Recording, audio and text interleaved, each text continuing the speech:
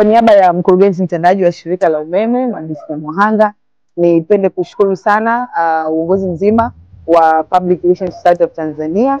kwa kufanikisha uwepo wa tuzo hizi ambazo kwa sisi kama shirika la umeme tumeweza kushinda tuzo 4 kati ya tuzo 12 ambazo zilikuwa zikishindaniwa katika usiku wa leo. Hii ni nafasi nzuri ya kuweza kutambua mchango wa shirika la umeme kwa kile ambacho anakifanya kwenye upande wa mawasiliano na huduma kwa wateja kwa ujumla.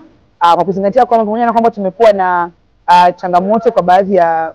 wakati ambako huduma ilikuwa kusuasua, lakini hili halikutuzuia sisi kama